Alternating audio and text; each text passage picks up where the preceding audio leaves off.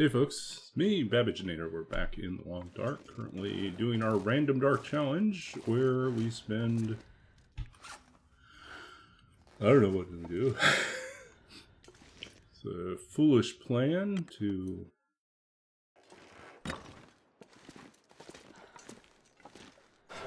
Oops.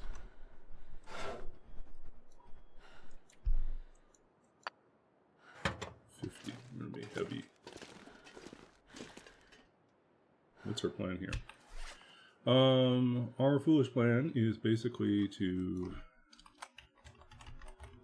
We're visiting regions, we're trying to find what we need, but basically our run is a completely custom run with a completely random set of settings, which we produce using our generator, which you can check out there. The code we're running currently is the one that's at the challenge, but every time you run the generator, you get a completely different set of settings. So yeah, if you want to play along and try this one, you're welcome to try this code.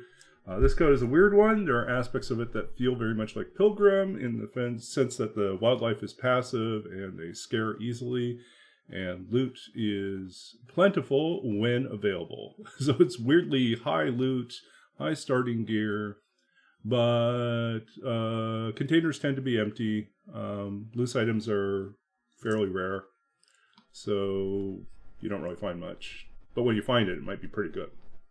No guns. Harvestable plants are low, which means that it's actually really hard to find saplings right now. We're on day 27 and we've yet to encounter a birch sapling. So that's kind of where we're at. We have been doing some crafting, so we now have deer pants, deer boots, rabbit hat, and mitts. Yeah, we're solid. I would really like a travois. Don't know if that's going to happen.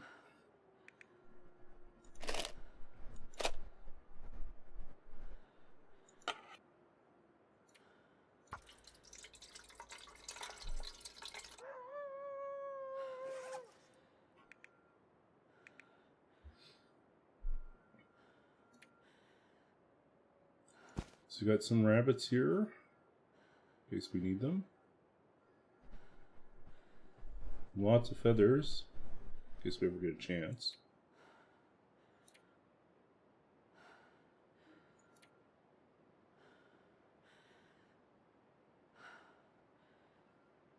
Our biggest weight is tools. I mean, I guess we could drop our... Most of our charcoal.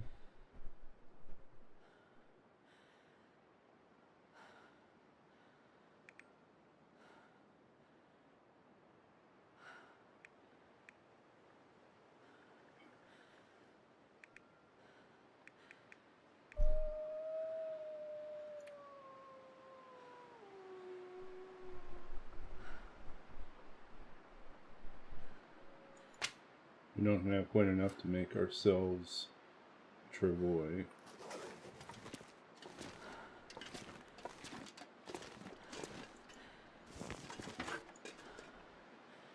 I'm gonna leave the hammer here.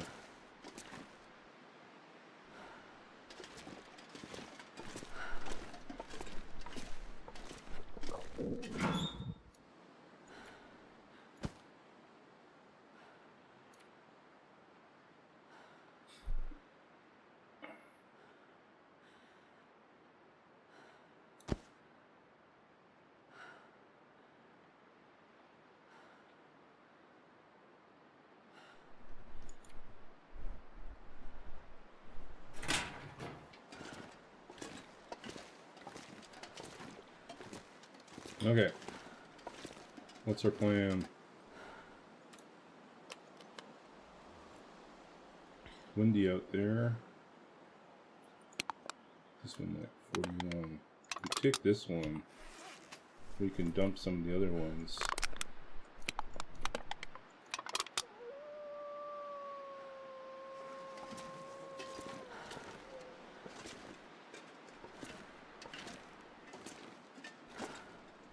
Dusky wind.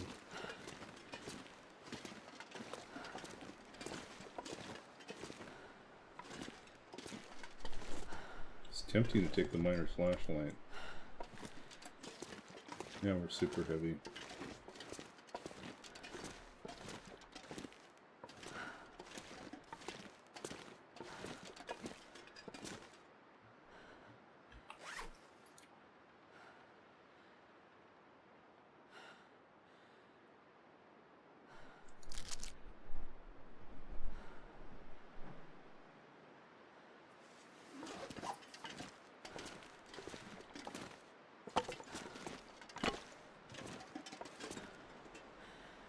Okay.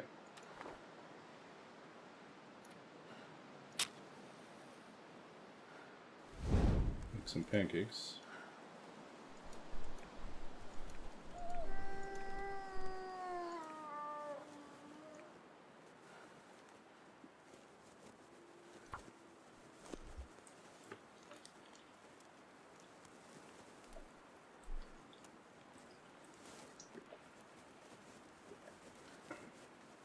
Why didn't that work? Yeah, why didn't it work?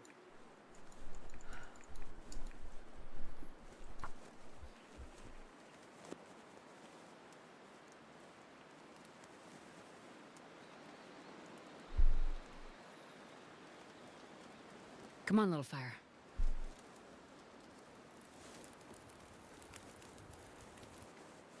Oh, yeah. That's a good one.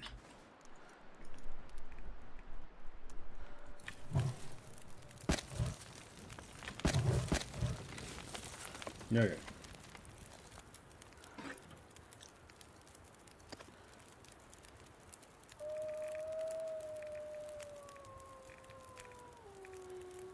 Ooh, we can make rosehip pie, but these things degrade really fast, so... Pancakes.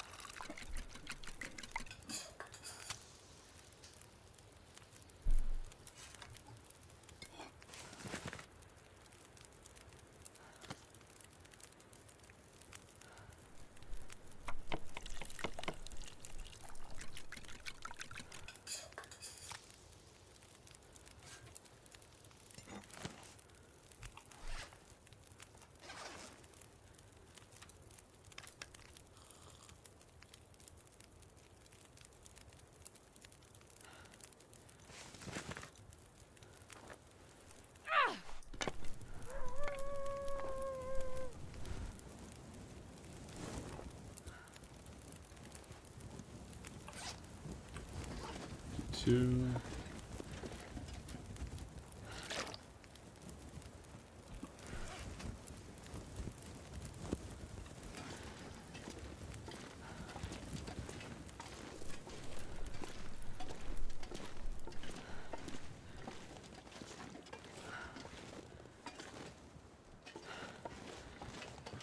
Okay, I'm gonna try to make it.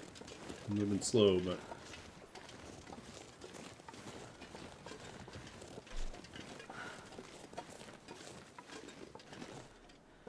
How much do we want to take with us? Do we want to take everything with us and just move super slow? Maybe.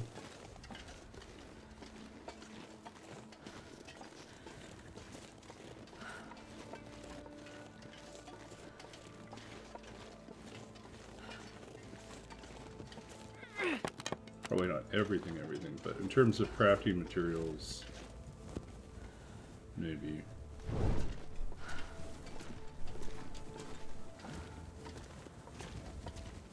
Another cured. Oh, that one's cured now, so that brings us closer to our goal. We're at 3, we need one more.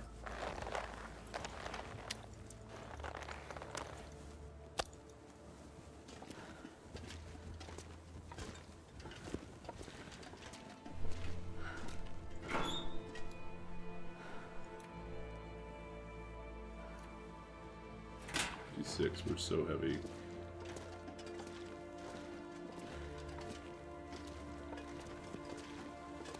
Really, really, really would love to have a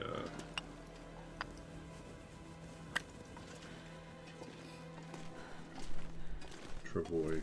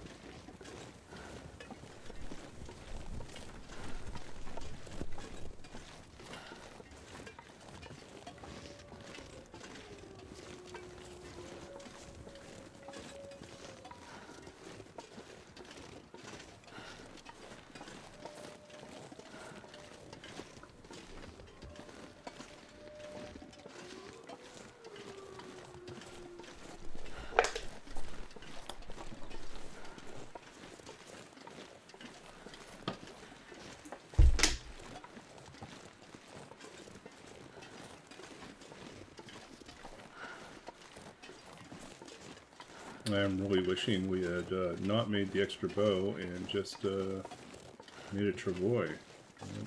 20/20 hindsight.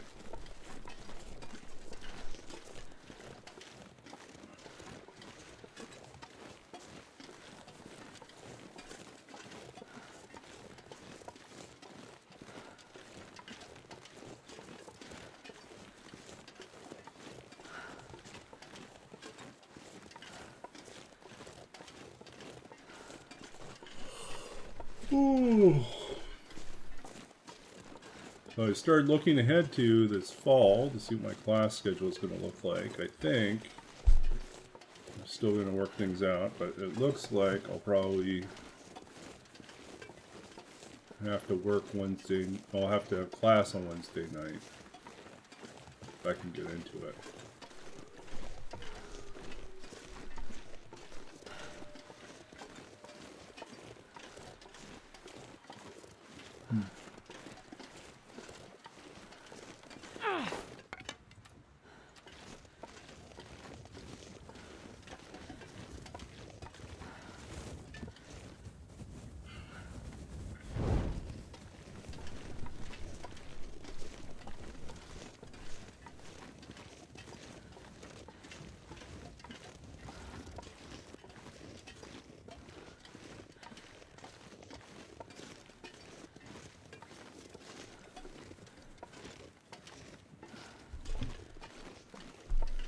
Oh, this is super slow going.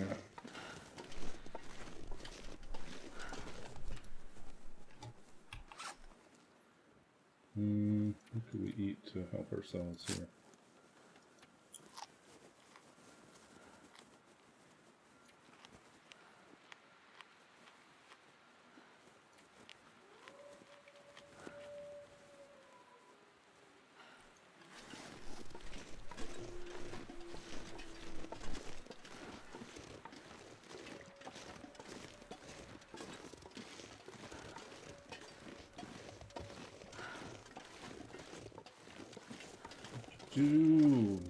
Moving.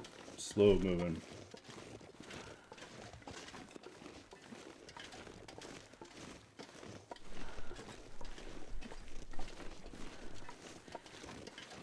May have to abandon some of my stuff just to pick up speed. This is getting kind of tedious. Rootbeard, welcome in. We'll give you a good old-fashioned shout-out, Rootbeard.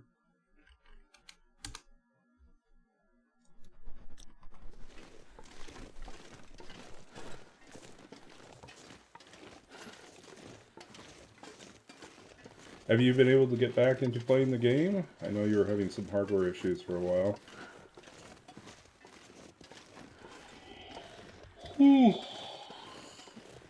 Ugh.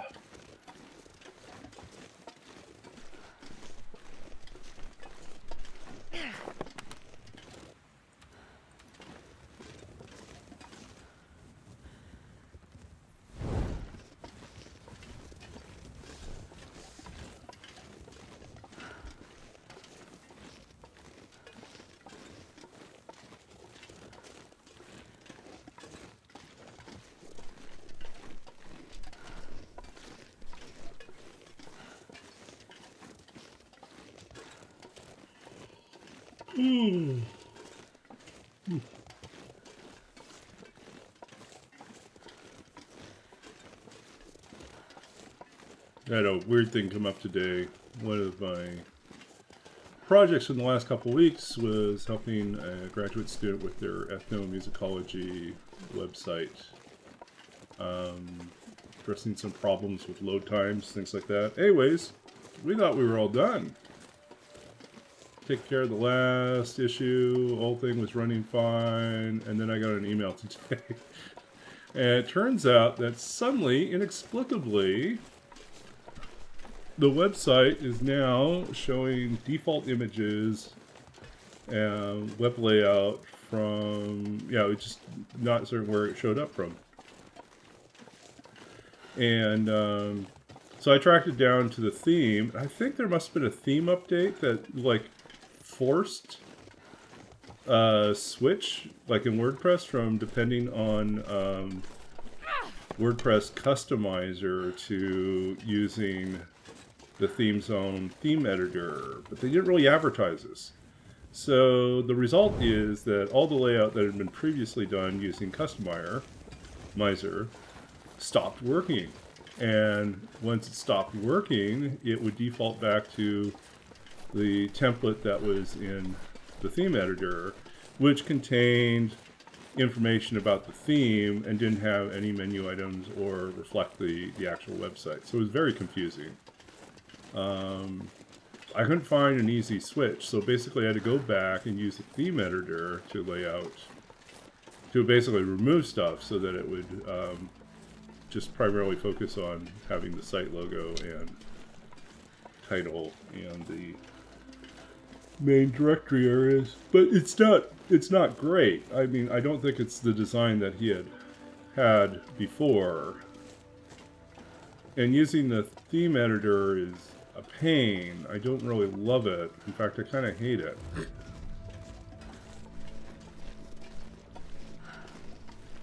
feel like I know like Elementor's theme editor much better than this weird one that comes with this particular theme.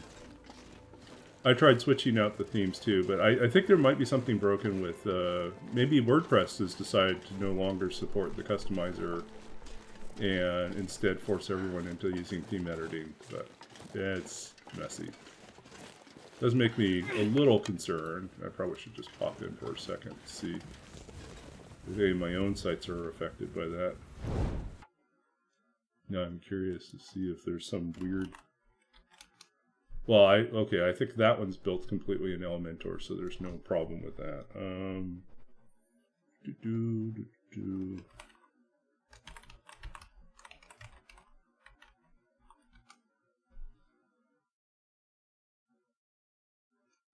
That's still functioning as before. Okay, so yeah, so something about his particular default theme, I think, has introduced a new bug. So. Animal well. It's great. It's great hut. Great hut. Great butt. Not easy.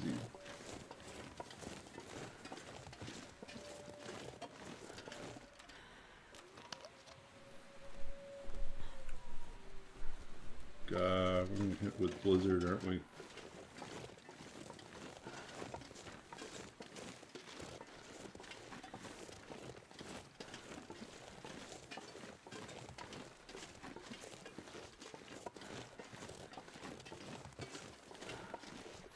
Yeah, we're not hurting for torches, so we're going to put that out since it's not dark out. And we don't have to worry about animals.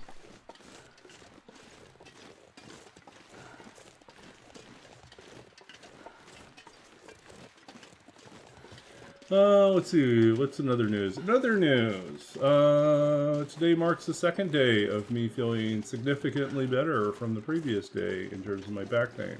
Still there, still nagging, but not nearly as bad as it was last week. So definitely on the mend. Hoping by the end of the week I'll be at, I'm hoping at least 85–90%. Someone else I was talking to said that these type of injuries and muscle pulls usually take people 3 or 4 weeks to recover from. So the fact that I'm feeling significantly better within a week is, in about a week's time, is already pretty impressive. Go rapid regeneration.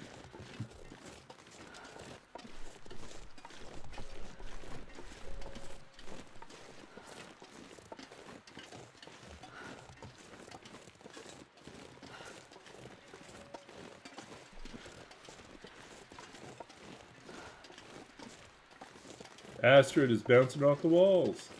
Thanks for the hydrate.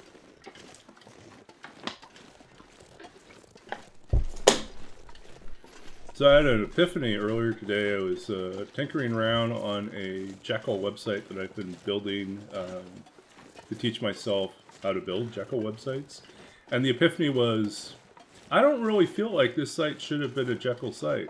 I feel like I probably could have coded it entirely by hand. It was like, the Jekyll site's probably overkill. It was like, yeah, I could have. More hide, yeah, I could have done it all. You just had your epidural injected last week. Yeah. Like I was saying, a couple streams ago, I have a good friend of mine who's a composer I'm working with on this opera project. She's like, what, 15 years younger than me? She's in her 30s. And she has 6 herniated discs. She's like, what in the world? She said, yeah, I know. It's just like a youth spent in martial arts, rock climbing, surfing, and a lot of other like physically like intense sports has caught up with her in her 30s, and now she's paying the price. And she had a dental surgery that went somewhat awry. She ended up in bed rest for 3 weeks, and by the end of, or 3 months, something, I can't remember what it was. It was long enough for her to lose significant muscle mass. And when she lost the muscle mass, her body didn't know how to support itself because it had been compensating for all those injuries in the past. So yeah, so she'd had them for a long time, and it was just that she had so much muscle mass that was compensating that she'd been able to cope. But the moment she was no longer able to exercise and had to be in bed, yeah, she lost the ability to support herself, and now is like in pretty intense pain with physical therapy and help for the last 18 months. Getting better, but still pretty rough. Yeah, we're hoping that she's going to be well enough by January 2026 when the opera debuts. Yeah.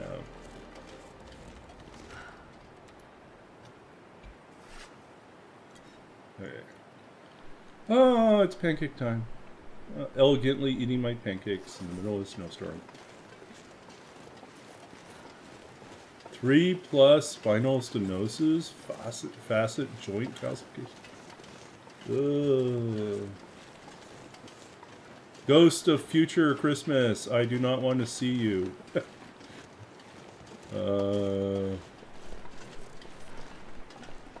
Desperately trying to...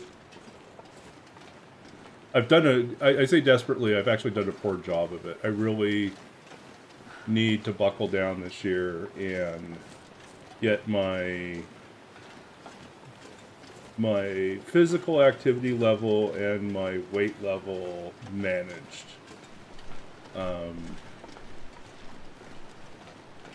Yeah, I just need to be, and I've done it before. This is the frustrating thing. I've done it before, got myself in great shape, and held it for some time, but the worst thing that happened was I was just kind of ripped a new one by my dissertation committee chair, who told me to drop everything and just focus on getting the dissertation done. Would have been nice if she had at least said, good job on taking care of your health. Now, you gotta carve out more time to actually do the writing. She'd just taken that approach, but no, she just like leaned into me, told me to drop everything.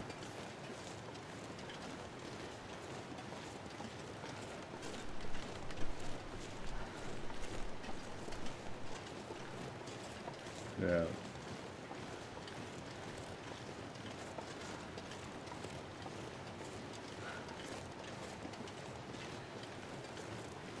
People sometimes ask why I look so young, and I usually tell them it's because I'm half Chinese and part vampire.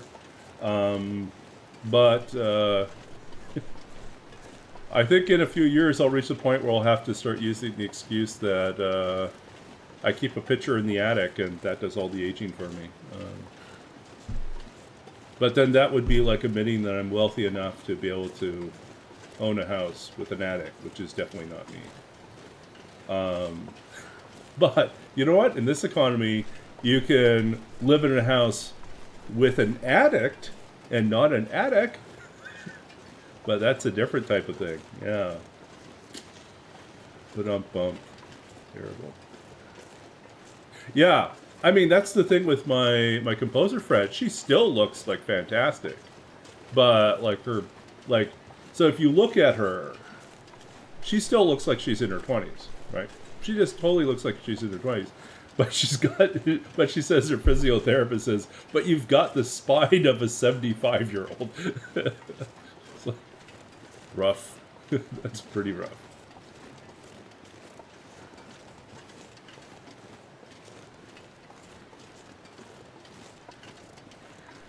Yeah, I keep my white hairs are all isolated in my sideburns for the most part. Well, sideburns and honestly, there's a little bit of chest hair that's kind of non-white, but it's the mileage, exactly.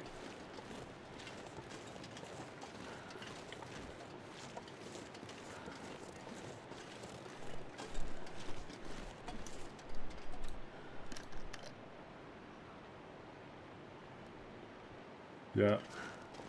Yeah, I can't say I have some, like, secret health, skincare routine. I have none of that. Yeah, I think I have none of that. I think...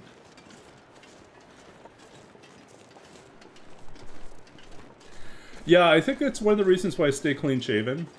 Is because, like, it's less obvious that way. If I grew out a beard, you'd see all my graying hair. If I grew out a beard, I'd have to wear, like, a hat of some sort to... And then I'd have to dress up like a professor, wear tweed jackets with the elbow patches. Yeah.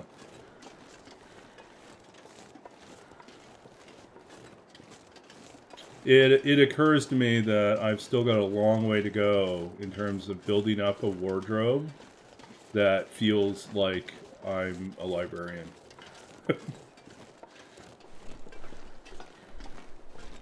I still dress like I'm a D&D nerd. I am a D&D nerd. Yeah, but... like, that's like for your 20s, right? If I added a sports jacket to that, then I'd just look like I was a game developer.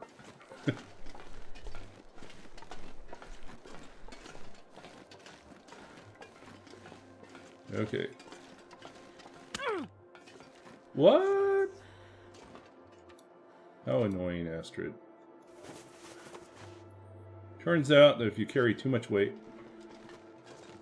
walking on the tracks... Astrid went off the rails. She totally did. Off the rails, Astrid. Okay, which way are we going? I think we should go towards Thompson's Crossing? Maybe? We could make it there. We don't have to worry about wildlife anyways, but... we could set up shop there because there's a workbench, so we can dump all our workbench stuff there. And there's a bunker. I like that, and we're pretty cold impervious at this point, so... like, we're sitting here, like, we're wet, but that's about it. 24...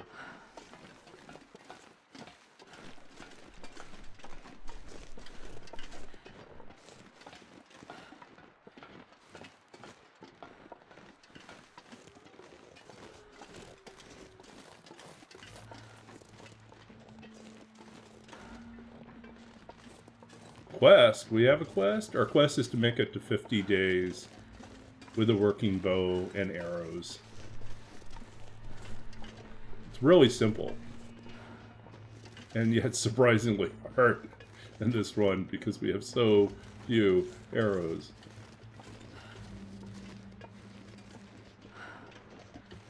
All we find is broken arrows, the occasional arrow that's almost dead. And we fire it a couple times and it's dead.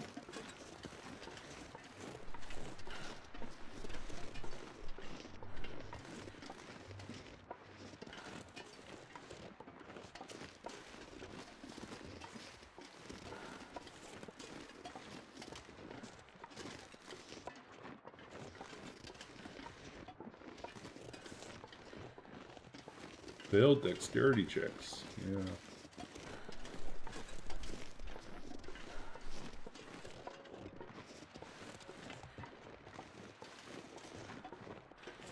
Oh, how was D&D night? We had a few last minute cancellations, but we still ran, and 3 players plus me. What did they do? It was the second half of a battle that was started last time. So, like, the second wave shows up. It's led by a armored ghoul. It's kind of a variation on, you know, a monster that was in the monster manual, or Tomb of Beasts. I can't remember where I got it from. But anyways, I modified it slightly. And leading a dire wolf zombie with a pack of skeletal dogs. And... yeah, it was an okay...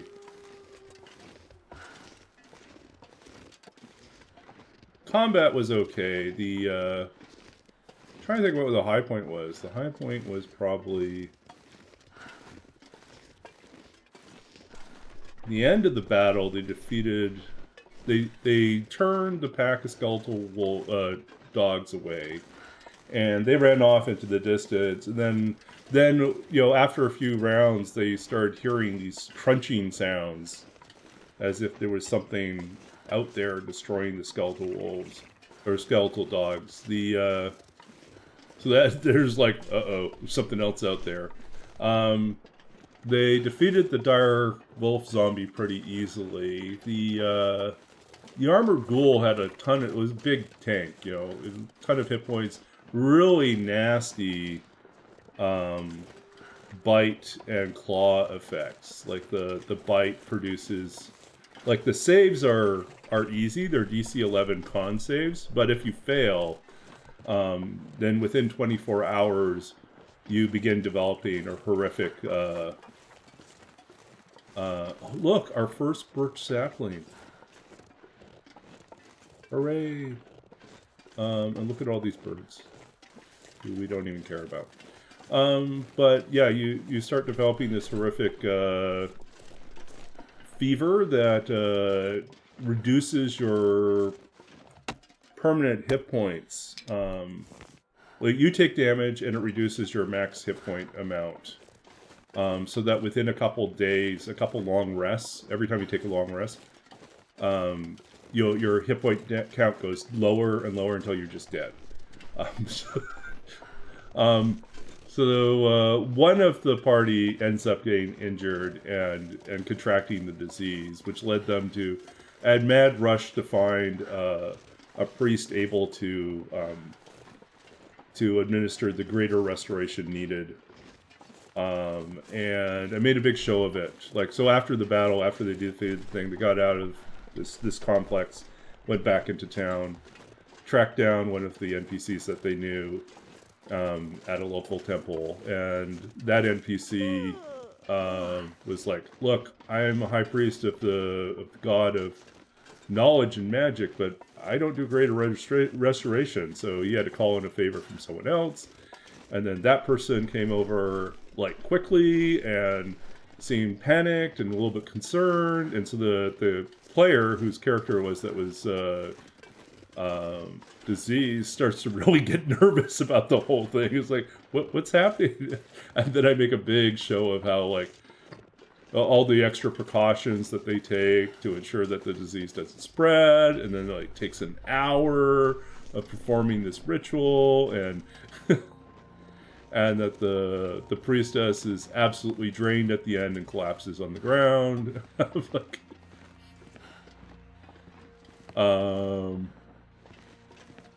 and then, yeah, so she gets so the player definitely has that sense of, wow, that was a really, really close call. Why did you do this? Why did you do this to us? But it introduces them to yet another temple, yet another priest within the community. It exposes the fact that there are multiple factions in competition for this ancient evil temple that was thought to be abandoned, but actually seems to be in the middle of a turf war.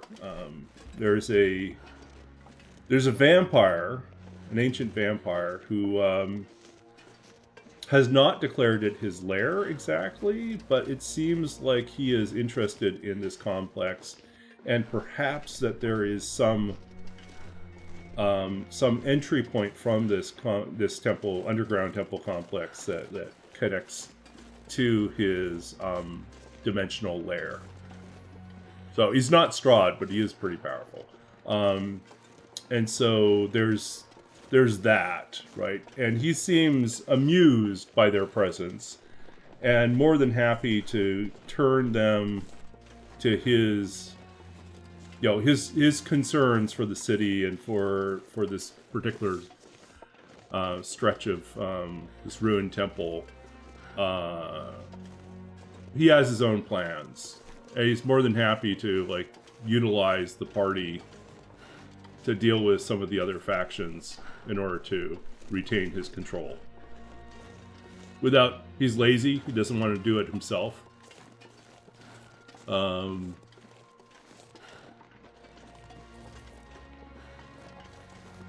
But he's definitely a powerful force within the community that most people don't even realize is there.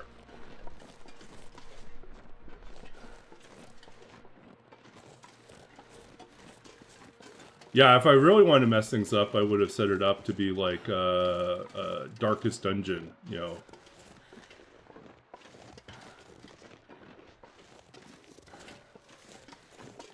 Oh no, Blackrock Mine. Gotta run fast through the poison gas.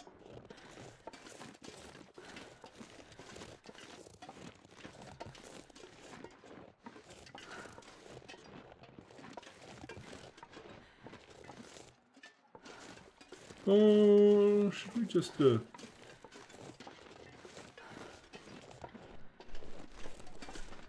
because you knew better. That's what it boils down to. You knew better than to go to Blackrock. Oh, really? You started on DLC day 1. Wow. Still going strong.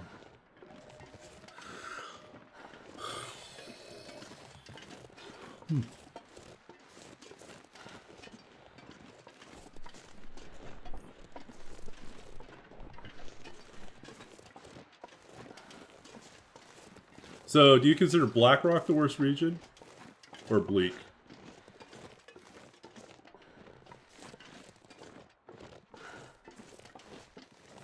Bleak is your most hated region.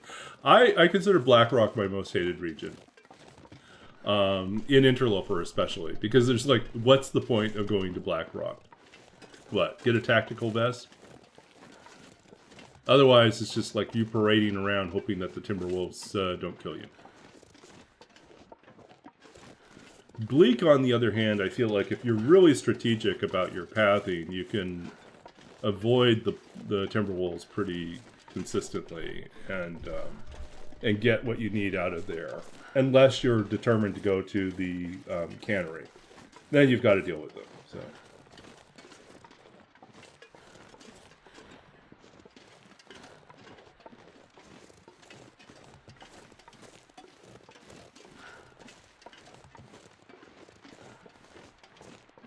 Oh no!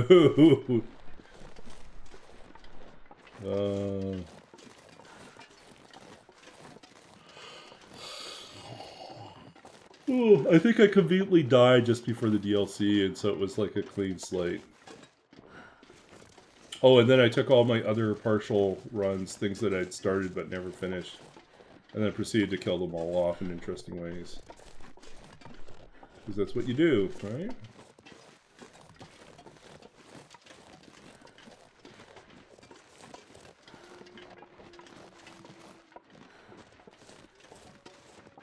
You did 280 days within 10 days? Like you just didn't sleep? Or you turned up the... No, actually that doesn't work. So how did you speed up time?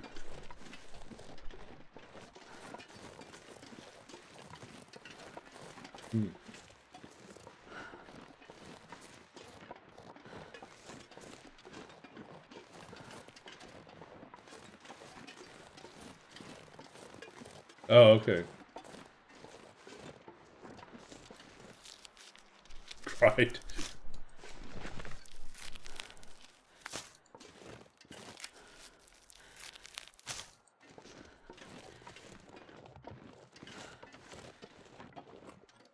Okay, what else we got? Pancakes for dinner.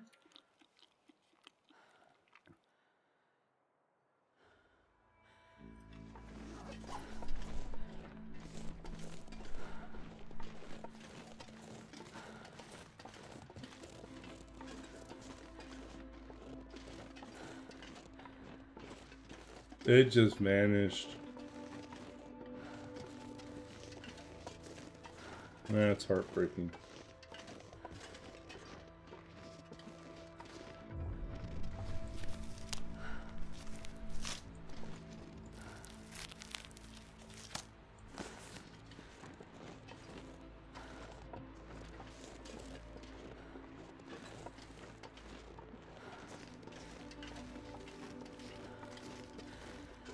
I think the heartbreaker for me was definitely the first time I got all the way through the Roll With It challenge. The very end, my last place I had to go to was Blackrock. And all I had to do was survive my time in Blackrock, and I was going to be done. And I remember showing up at Blackrock at night, and a blizzard kicks in. I was like, oh no, this is not going to be good. It's dark, blizzard, too cold to stay put. So I kept pressing forward. And then I got turned around. Then I bumped into the werewolves, the Timberwolves. And they chased me, and I got caught against the side of a cliff. And then the wolves just circled around me and bit me to death. I died on day 323. Is it 303? No, 3... What was it? Oh, this was before the DLC. I got to like 323 or 321. 321 it was. I died in 321. And... Now, of course, I had rolled 17, so 17 days of Blackrock was just a nightmare. I was not going to make it, but but I wanted to survive at least the first night. And so it was like so close. I endured so much on that challenge. And it was like, it broke my heart. And then I took a break. I like went and played other things and did like really no-brainer type things for my challenges for a while.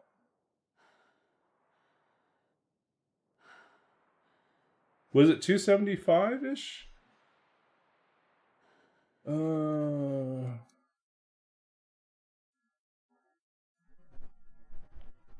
Let's see. I can look that up, I think.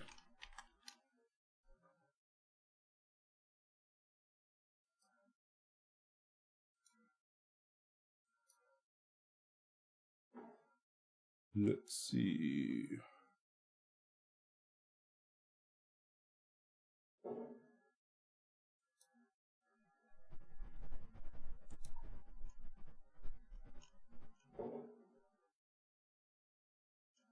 Where's the full playlist here?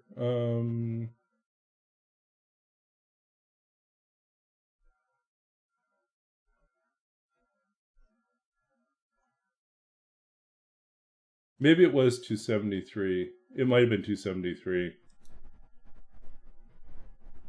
You're right. I think it was 273. 303 broke the record. You're right. But anyways, it was still heartbreaking. I was like, I'm going to do it. And then I didn't. Okay. 303 is the record.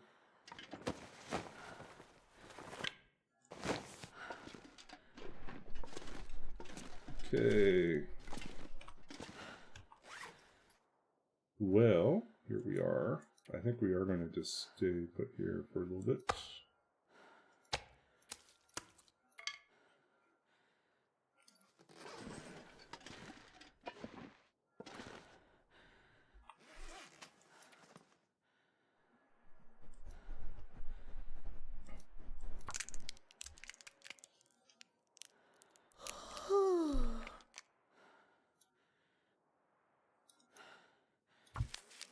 I am pretty...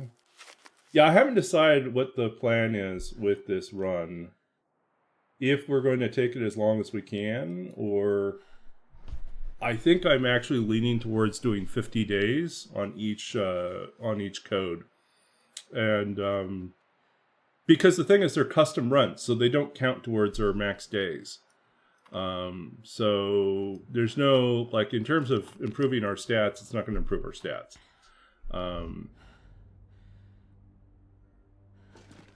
So we won't get any acknowledgement for that. So that's...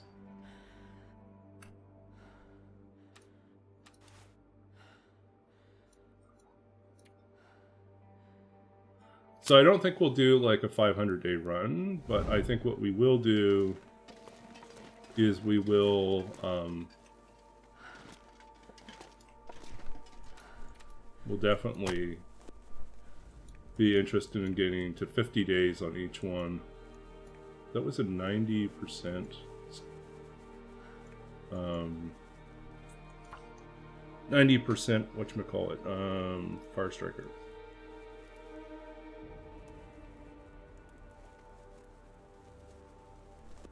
Come on, little fire.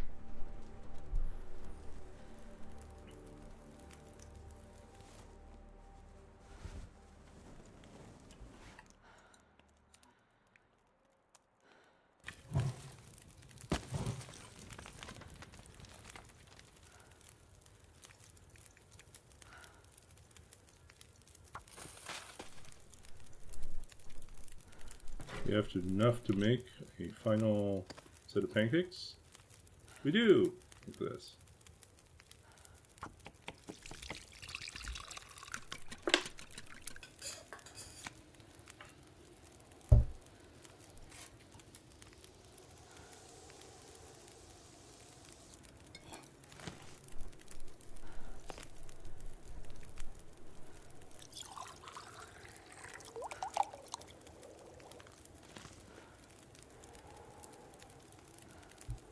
Okay, how are we doing? Fire starting, not quite 3 yet. Looking forward to 3. Cooking, still a long ways to go.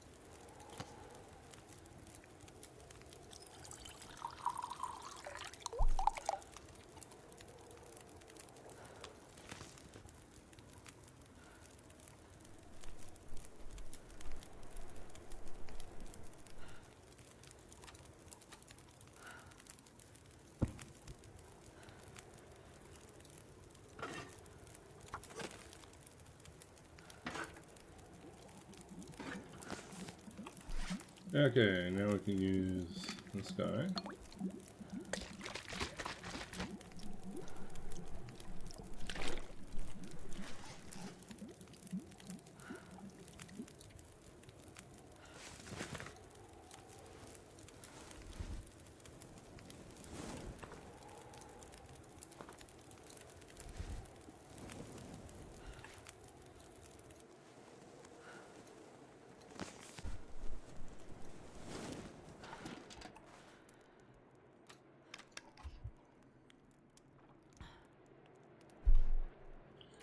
Kind of curious to see what the next random run's going to be.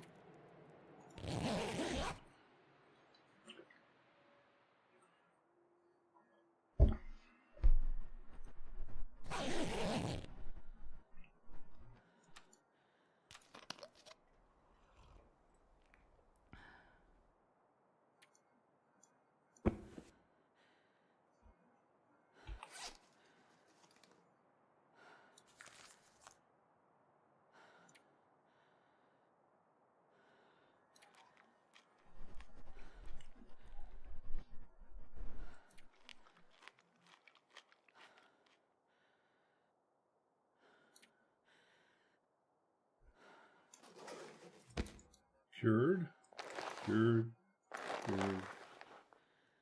Always go. Okay. Yeah, maybe we'll wait for a little bit longer here.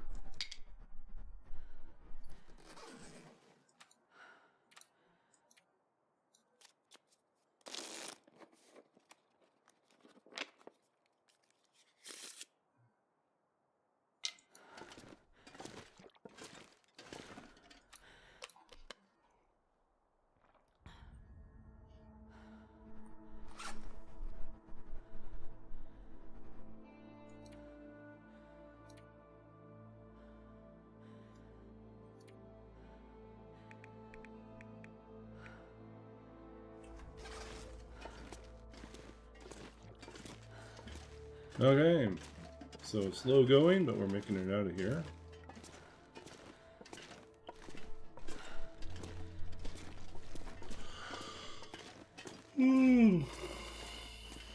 Still don't know why you can't touch this backpack. Weird.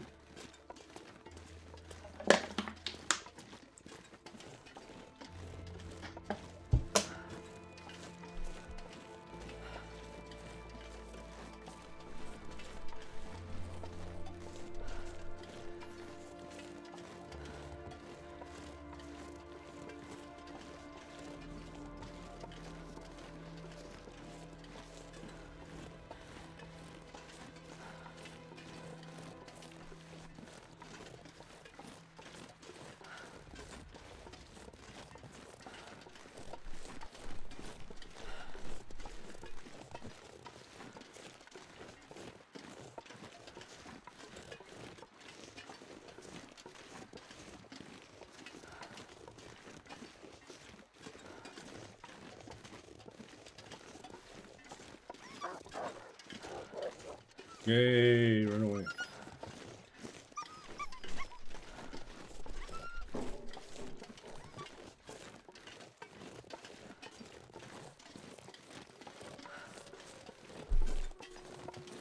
So yeah, 50 days. That's the goal. To survive 50 days on a random run. And then the next random run. Till we get bored of this. But I think this is pretty fun. It's just like you... By the end of the 50 days, you should have a pretty good sense of what each of the settings is doing to the run.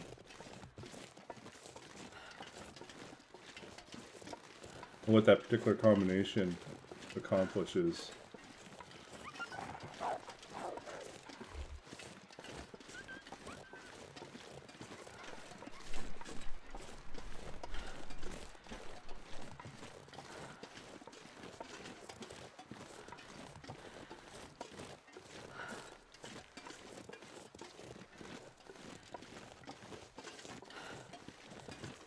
Oh, I'm back again.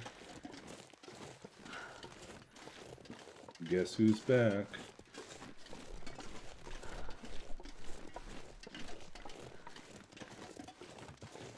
Real Slim Wolfie.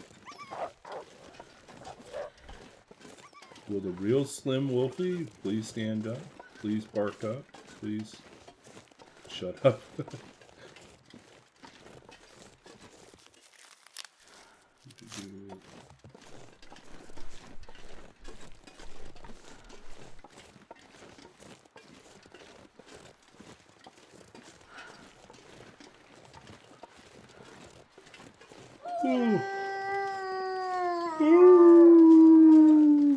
See? I can do it too.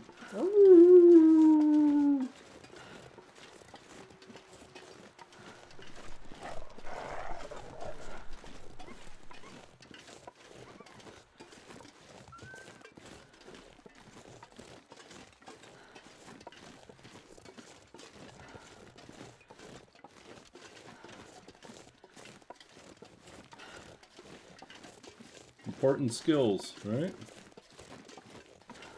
We want to grab more mushrooms. Might as well.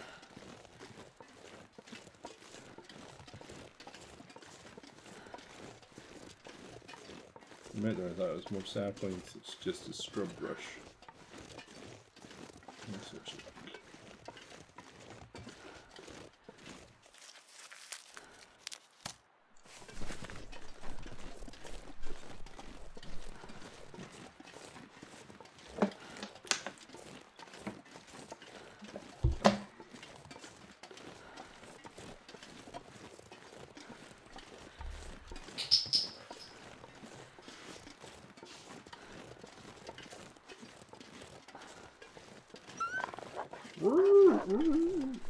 Yep.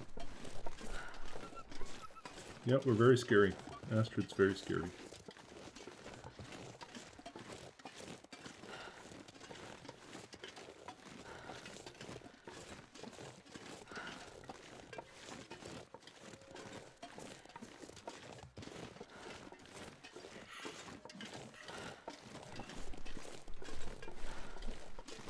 One hour down, another hour to go.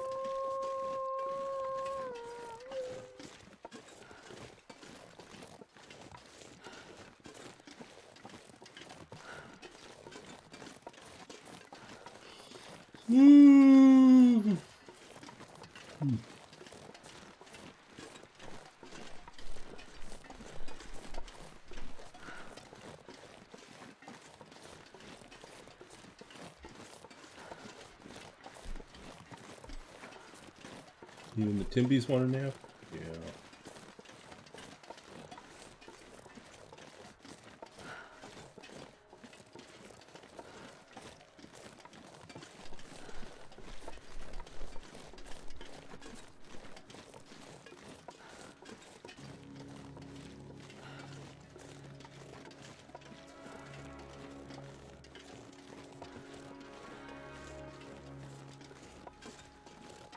Yeah, that was me yesterday. I took a 15-minute nap in the middle of the day because I could. I was like, I like this. Yeah, I had an interesting conversation with my boss yesterday, and I don't know. It's like they suggested there's a possibility I could pick up an extra year worth of job experience with the current job that I have, but it would effectively delay my graduation by a year. So I'm like, the job is basically what I would be doing in the future. So on one hand, I mean, more job experience just makes you more attractive down the line. But there's a part of me that's just like, I want to just be wrapped up and done with school.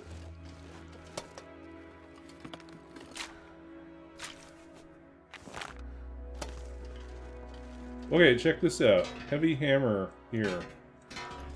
Definitely a custom run. That would never happen. Hey, Rena. Welcome in.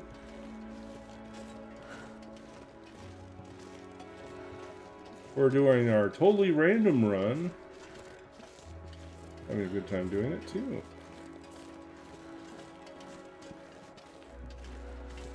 Well, it's nice to know that there is a hammer here. If we wish to. It goes down to that. I'll take it.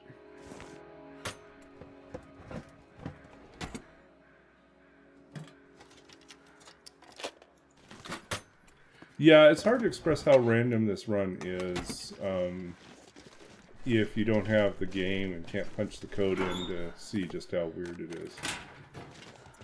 Oh, I was going to do that. I was going to do that off stream. Wait a sec.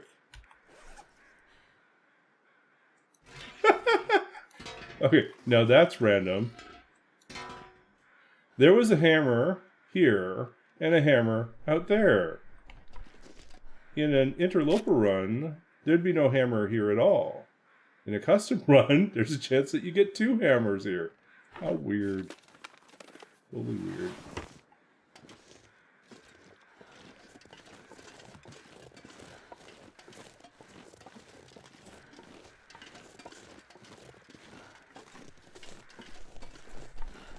And a bedroll. Look at that. Go to town, folks. Go to town. And all this extra firewood.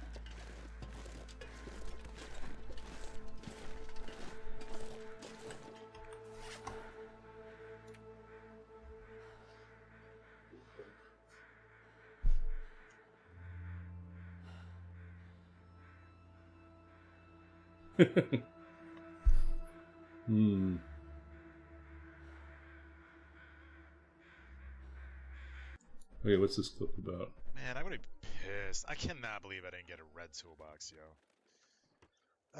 Fuck. Oh, this is Deadpool.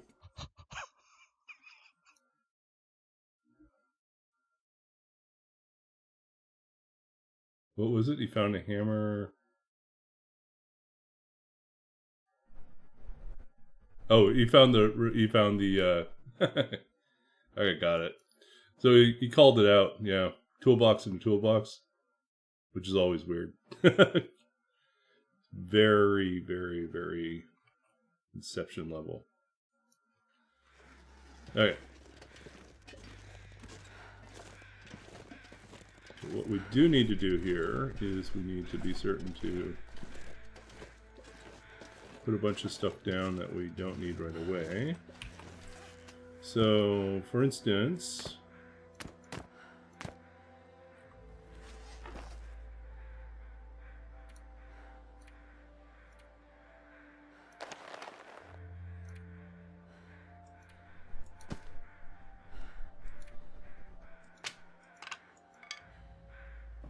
gotta remember to come back for this stuff. Okay, definitely feeling a lot less heavy.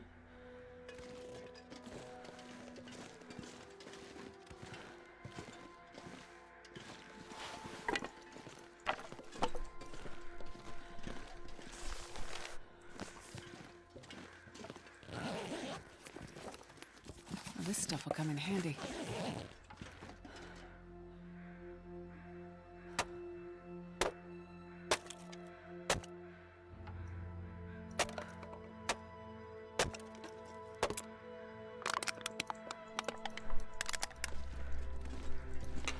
Okay, with all this extra firewood now.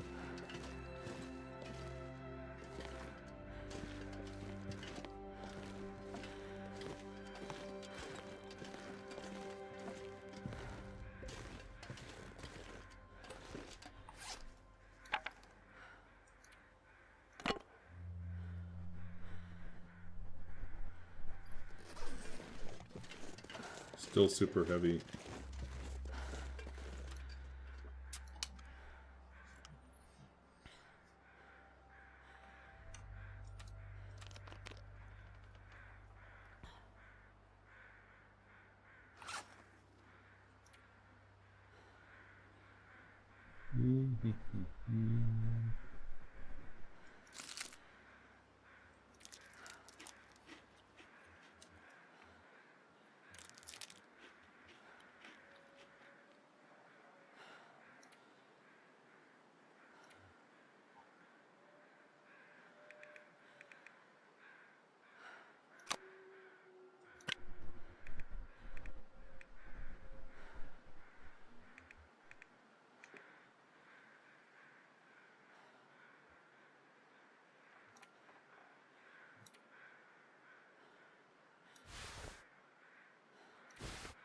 Don't need to carry that around.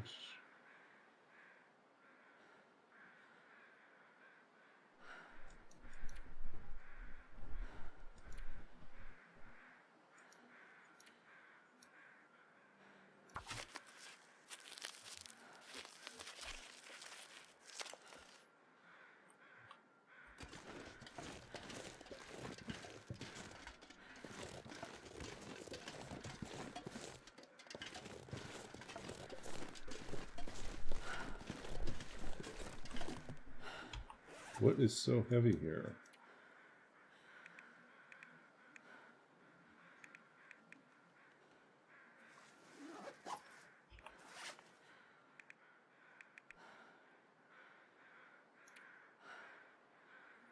Oh, extra firewood. We could drop a fair bit of that too.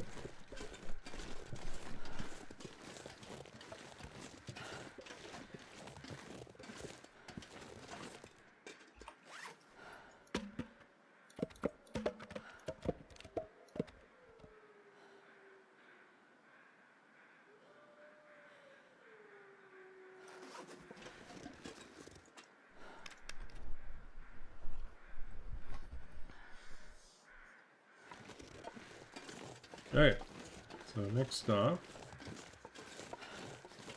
go looking for some more saplings.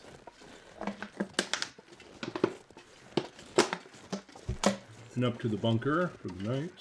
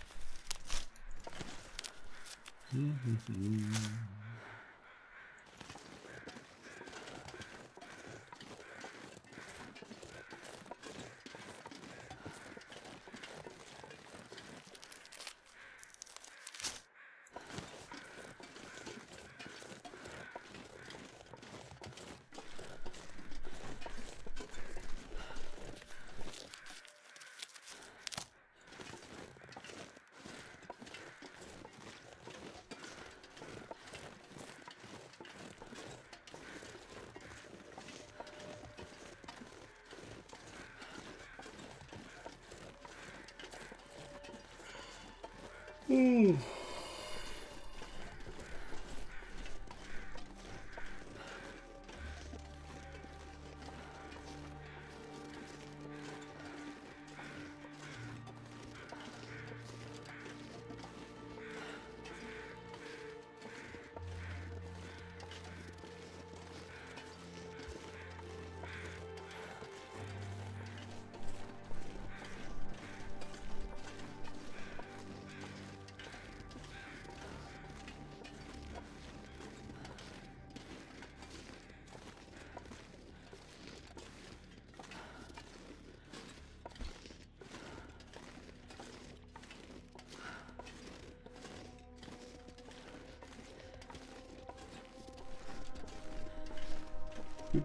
How's summer going? Summer's going pretty well. New job is keeping me pretty busy. I get to set my own hours, but there's lots of little projects to work on. Yeah. So that's been fine. I have in a couple weeks I'm going to Victoria for a summer training program. That looks like he's going to be a problem.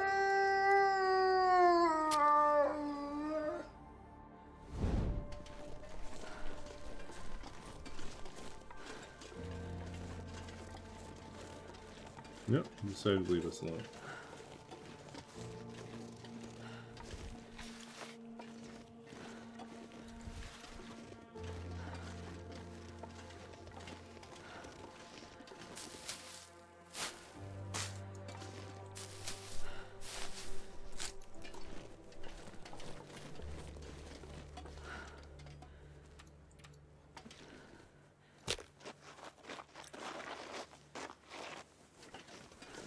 Who's that? Wolf? Deer?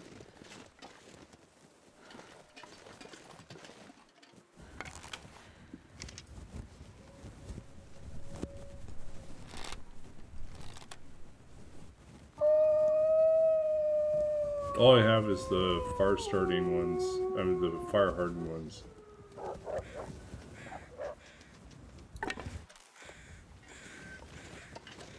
Okay, he ran up.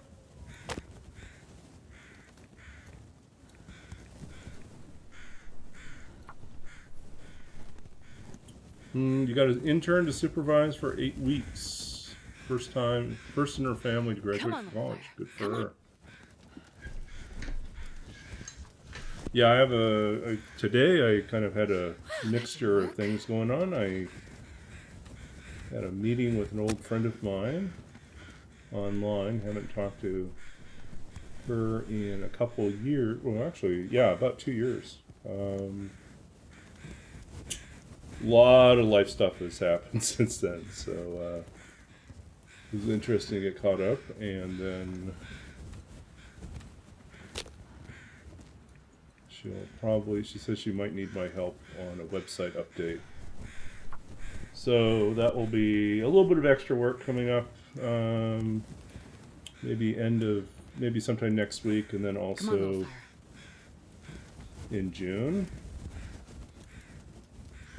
And then I had another client meeting with a new client looking at poetry. So it's always fun to sit down and talk to someone about what they're working on, what their influences are, get a better handle of where they're coming from. So that was fun. Talked to a new client. A nice conversation about poetry, about his work, influences, some other recommendations.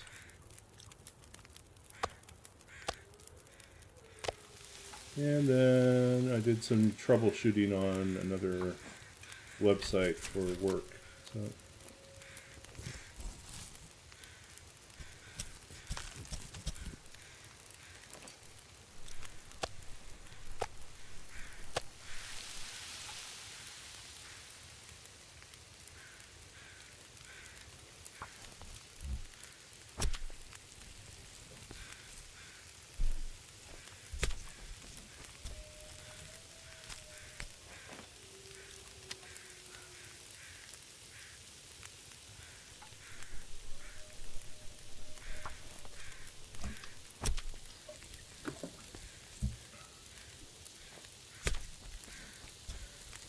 So yeah, nice blend of catching up with an old friend, meeting with a new client, and then for writing coaching, and then working on a different project for work.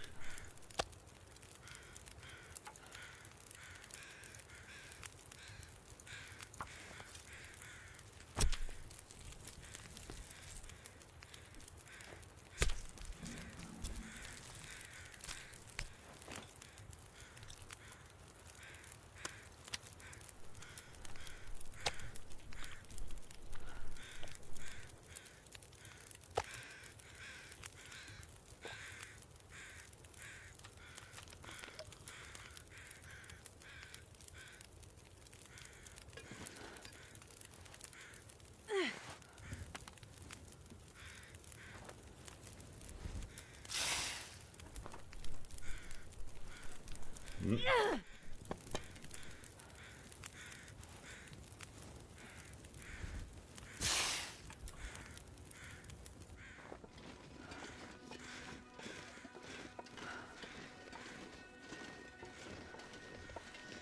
No dumplings for us?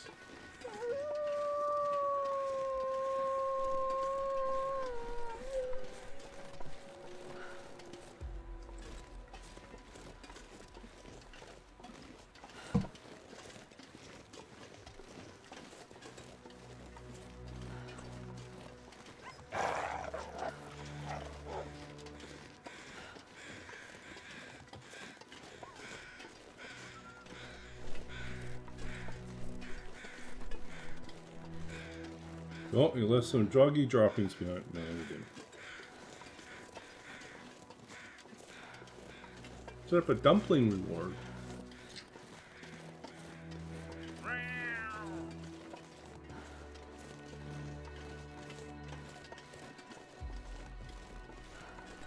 Here comes Mr. Wolfie. There goes Mr. Wolfie.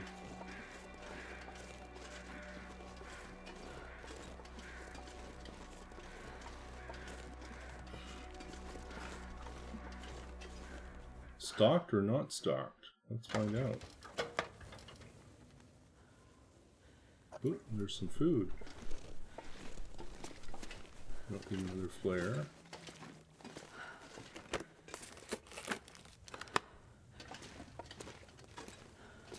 Yeah, amazingly, there was food here.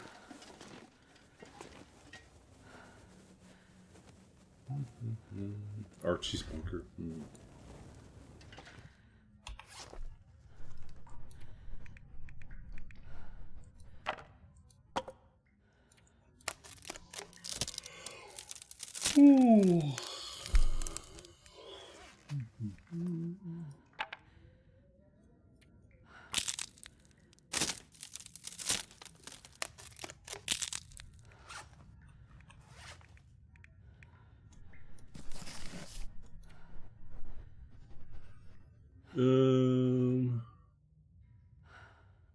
I don't think it's going to make any difference, really.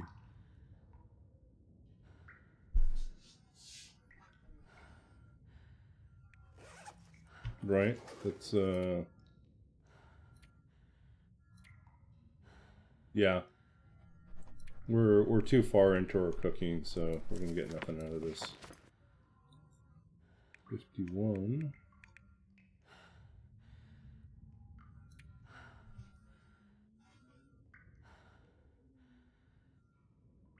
That's a 17.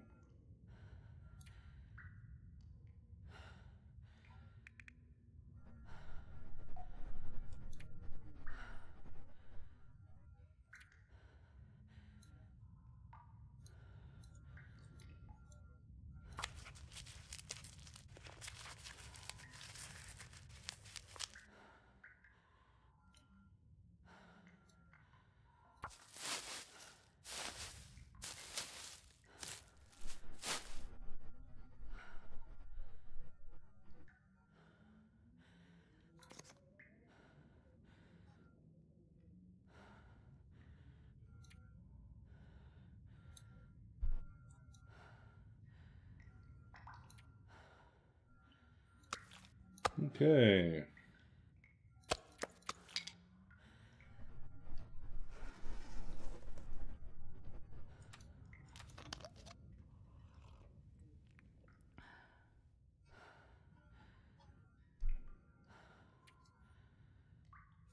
And Astrid.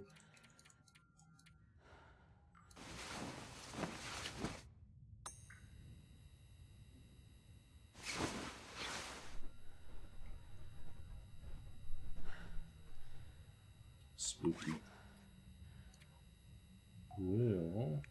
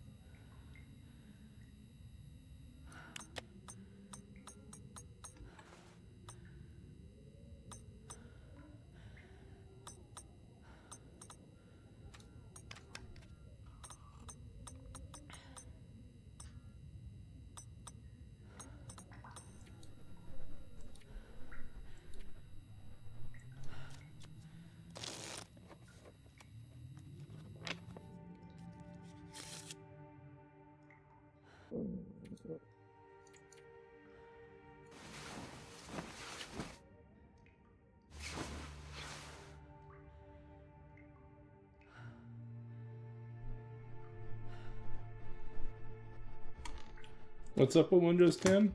Behaving badly?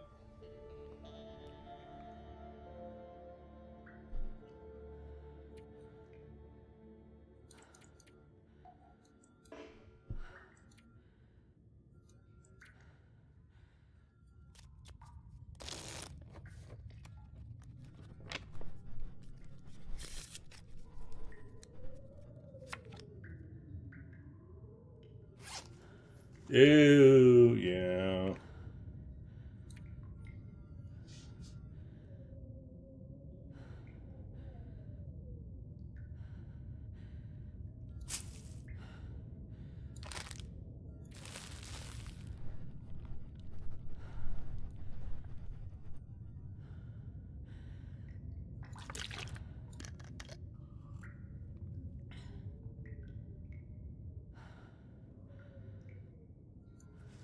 We're below 50 now.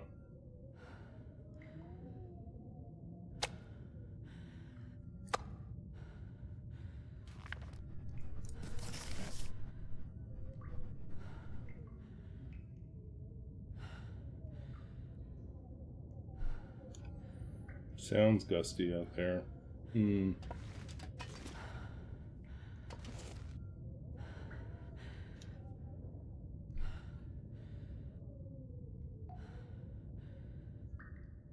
Oh, that's no fun. Do you have a plan to get a new one? Or are you just trying to try to stretch out this one as long as you can? And then figure out how to budget for the next one?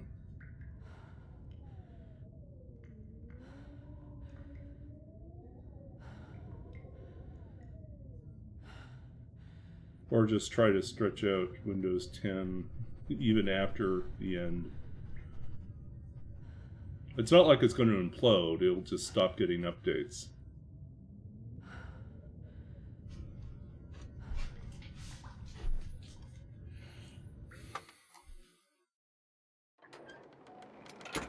Well, don't think we'll be cooking breakfast up here.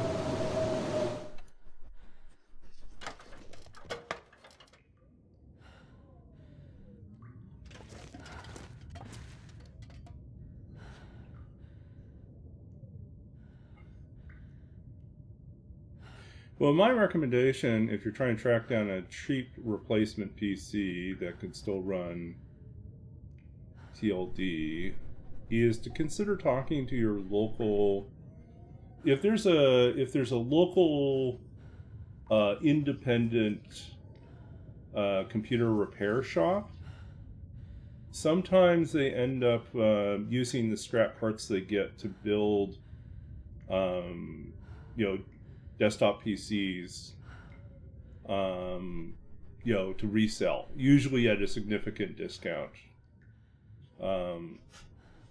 And so sometimes you can get if you talk to them, you can let them know what you're looking for, and then maybe they'll keep an eye on the parts to see if they can build something for you and give you a quote. And it might be cheaper than, like, trying to order a brand new machine. A new gaming rig just sets you back a lot. I was fortunate.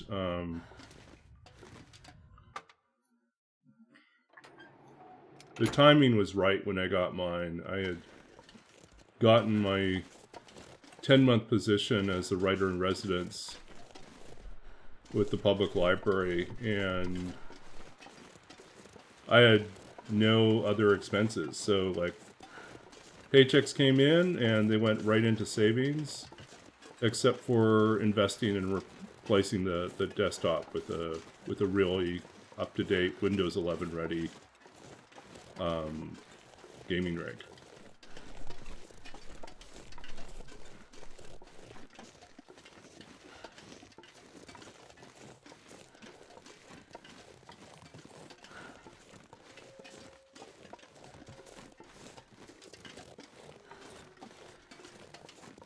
Okay, so we got some birch sapling curing right now. We will go on and see if we can track down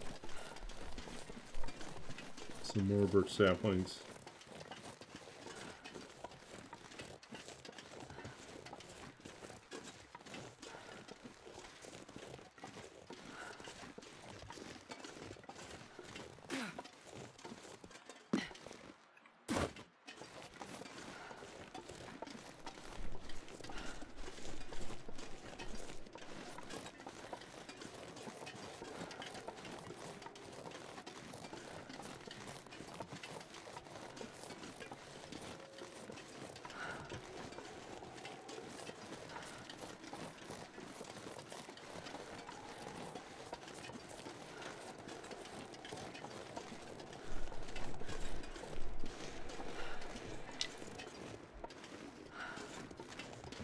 Yeah, I've put off getting Baldur's Gate 3 myself, mainly because I want to focus on finishing Run 3.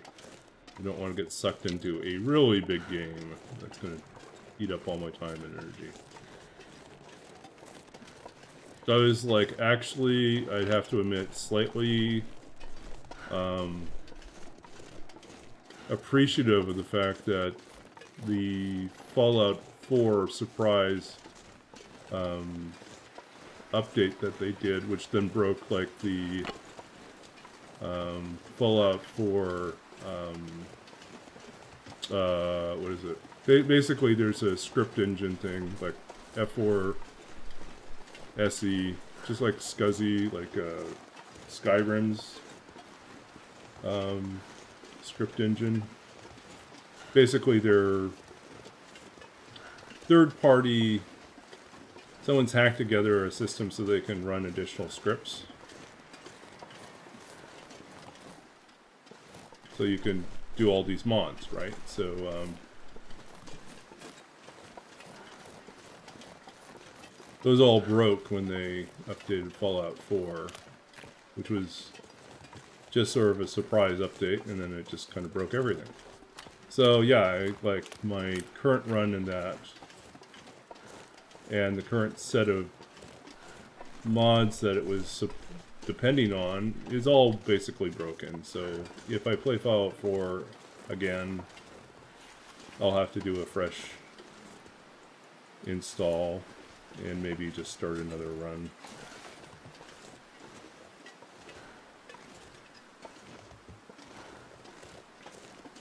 But it's okay.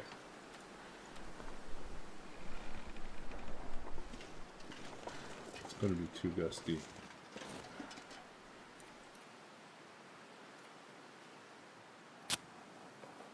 No?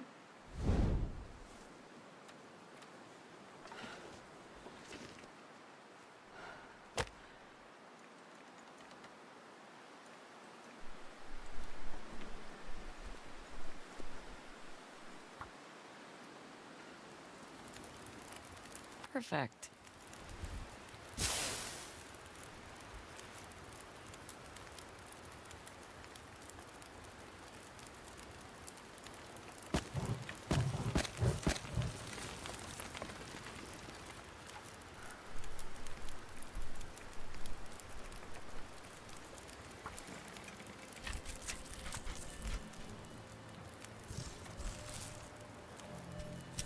No, they updated. It's a graphical update to improve the quality of the graphics. But they also threw in a bunch of bug fixes, and some of the bug fixes break some of the mods. So if I do a new Fallout run, I'd basically be doing a brand new run. Or I could sit around and wait for them to fix the collection, the mod collection that I was running. Using, which I don't know when it's going to be fixed. So.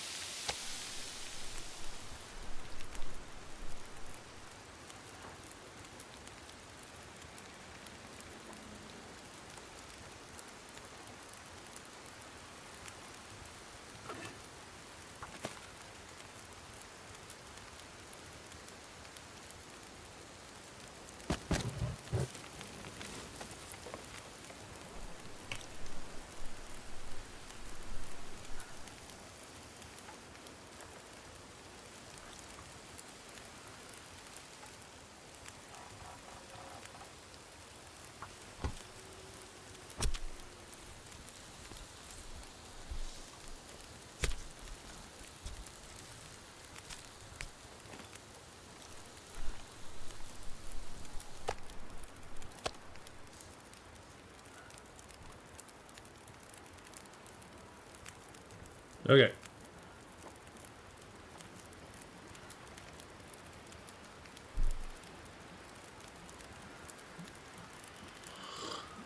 Oh boy.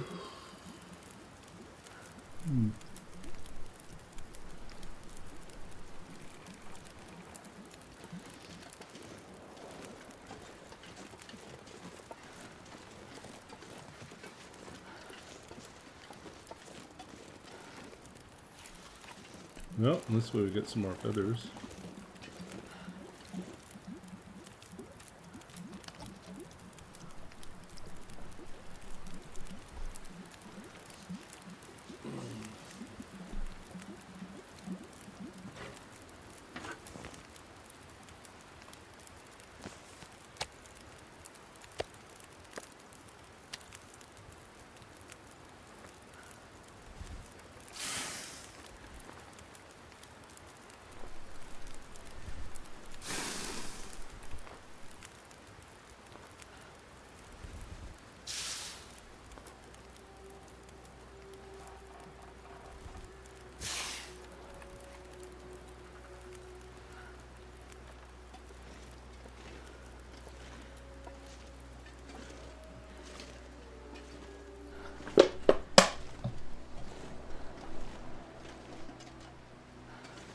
Still early enough in the day, we should go check out, see if we can find more saplings somewhere.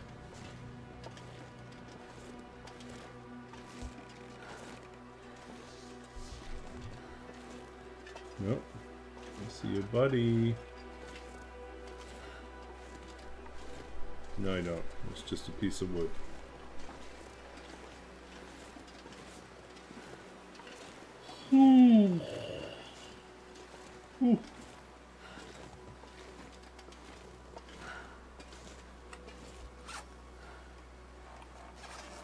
We're not heavy, we're just, well, we are heavy, but we're...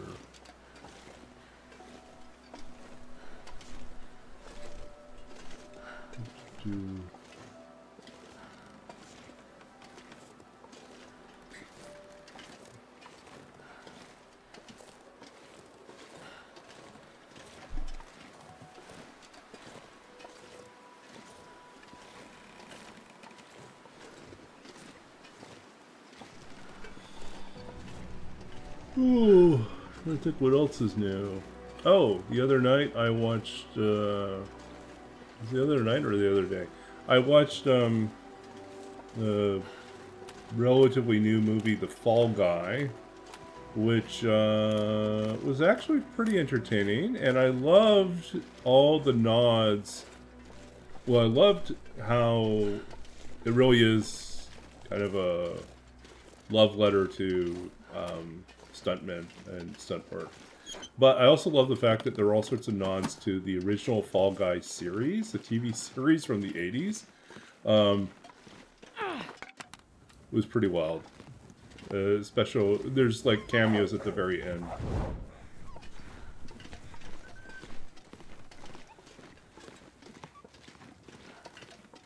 You wouldn't know. 80s were before your time, right?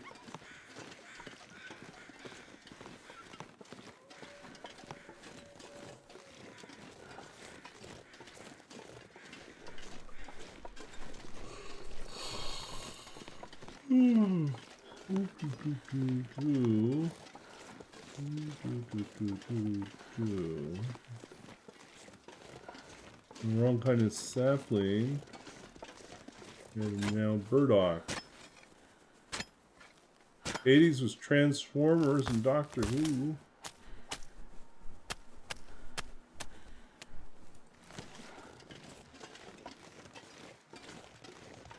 I was obsessed with mysteries and action. So I watched everything. I remember watching Miami Vice. I remember watching Riptide. I remember watching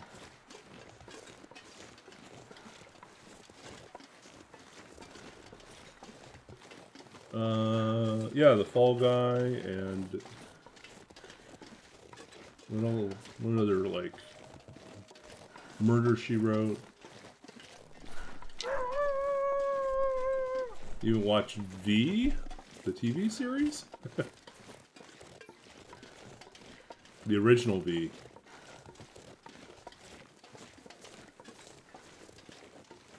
Which apparently, according to Wikipedia, the original V, the screenplay was never actually about aliens in terms of outer space aliens. It was actually about immigrants. But the broadcast station, you know, the cable channel, felt that this type of political critique would go over the heads of most people, so they decided that instead they'd repackage it as a make the critique buried within its representation of aliens, which is kind of true and kind of like kind of is a nod in the right direction, but it's also you know, kind of weird that they chose to do it that way. I mean, it's great as sci-fi, and sci-fi often is the vehicle to have conversations about difficult things.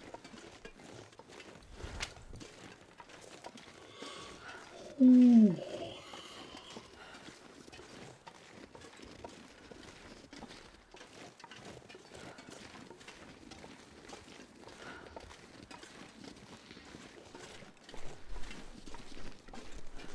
Oh, Dukes of Hazzard. I remember we watched Dukes of Hazzard too.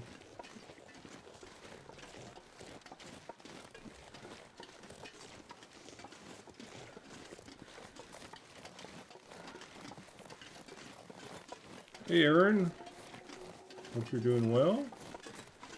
We are on day 30. Day 30 of our random dark run.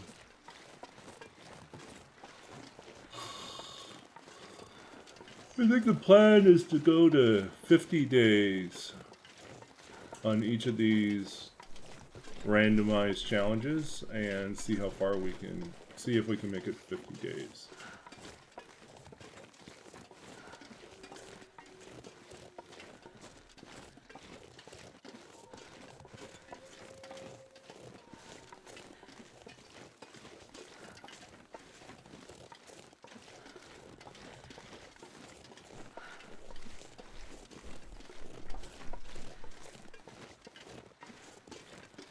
Oh look, maple sapling. And we finally get to make our travois.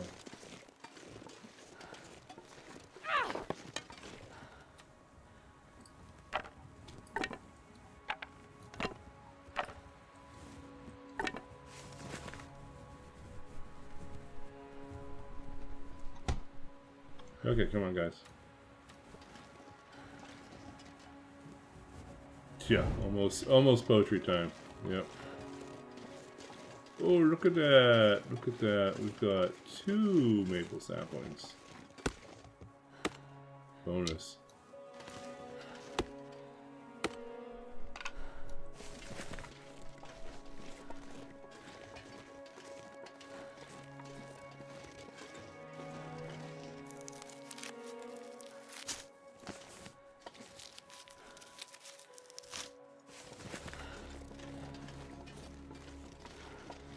Okay. Yeah, I can feel myself winding down here. So we will head to the cave.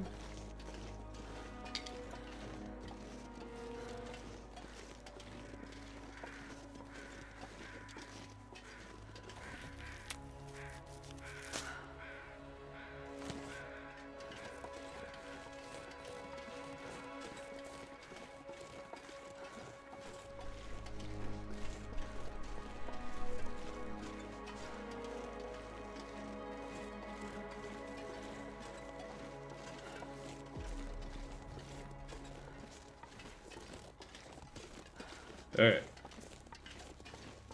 Winding down, winding down. I'm getting tired. Astrid's getting tired.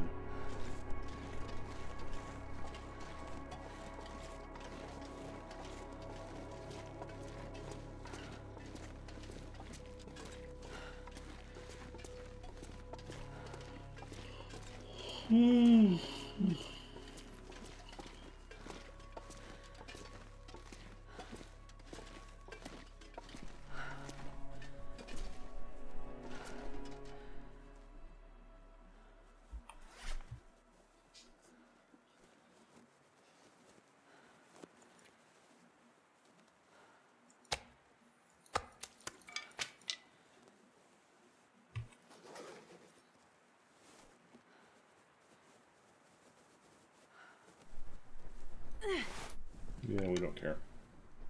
We're gonna wait an hour here. Warm in here. Good enough.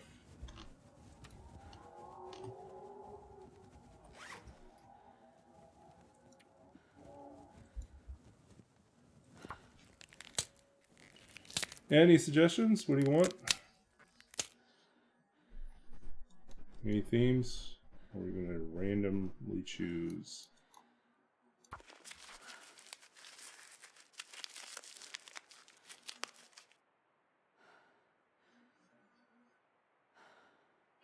I think I'm going to have to make a new random generator or a new way to select things randomly on that. Make it more interesting. Okay, so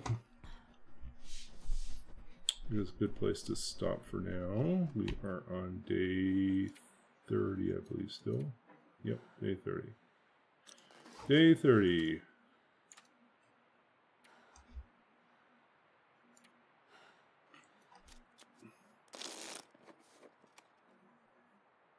Save it as.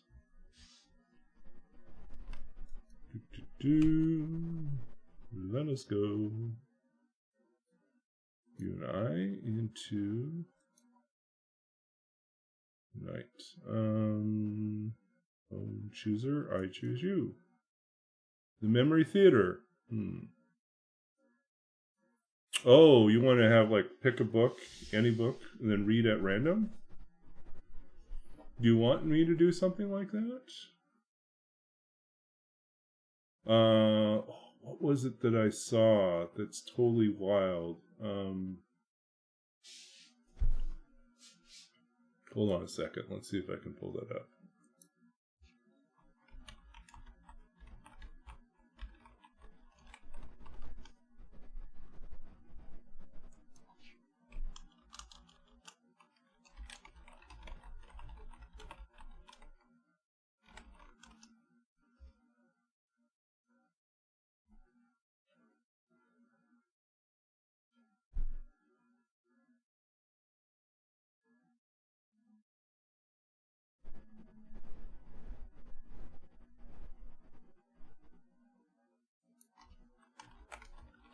See if I can pull this up here.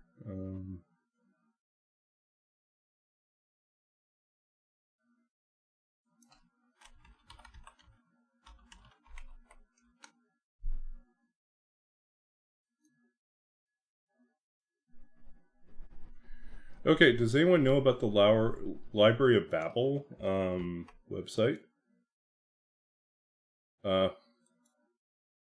Here, we'll pop it up here.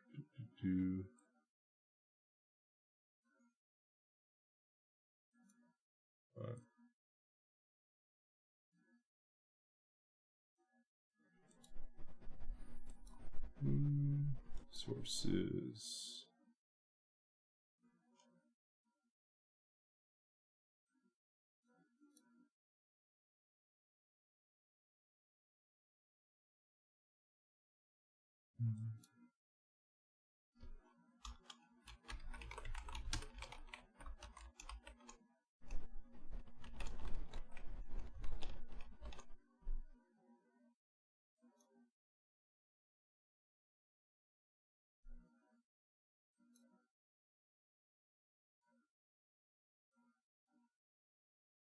Hold on a second.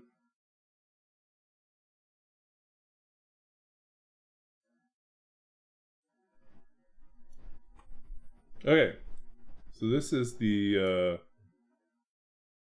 Library of Babel. Put it to the side here. So anyways, the wild thing about this is that here we'll see. The Library of Babel is a place for scholars to do research, for artists and writers to do inspiration. Let's see. So if completed, it will contain every possible combination of 1,312,000 characters, including lowercase characters, space, comma, period. Thus, it would contain every book that ever has been written and every book that ever could be, including every play, every song, every scientific paper, every legal decision, every constitution, every piece of scripture, and so on. At present, it contains all possible pages for 3,200 characters, about 10 to the 4,677 books. Since the question will present itself in some visitors' minds, any text you find in any location in the library will be in the same place in perpetuity. We don't simply generate and store books as they're requested. In fact, storage demands would make that impossible.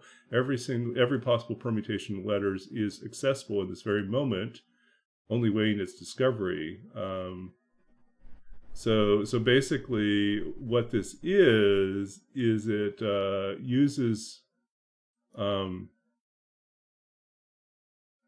a reference hex.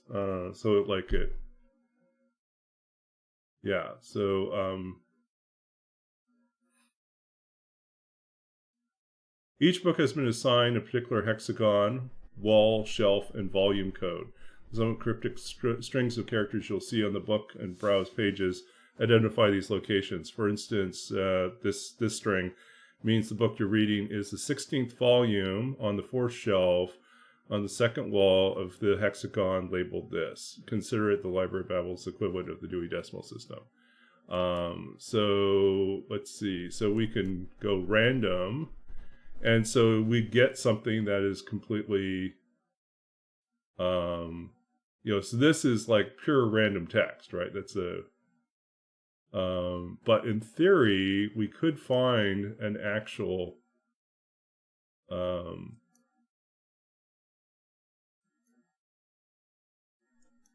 to a particular shelf, book. Where is it? I'm trying to remember if there's ones where someone has actually found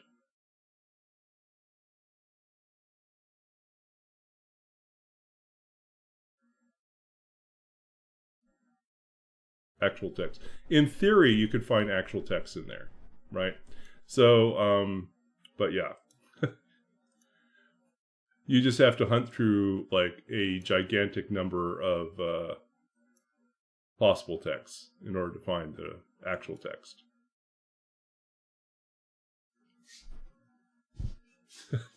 Sorry, you pulled me off on like some weird thing that I had discovered the other day.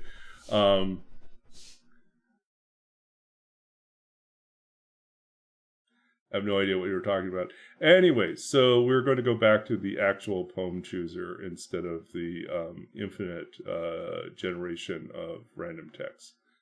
So we did the Art of Memory recently. Okay, we can do that one. This is from Babbage's Dream, my second book of poetry, which was published in 2017 by Sundress Publications. And here we go. So Babbage here, both in the title and in the poem, refers to Charles Babbage, 19th century mathematician and computer pioneer. He designed, partially built, but never finished what would have been the first computer. But he was famous for doing these demonstrations and these presentations in his own front parlor, as well as in science.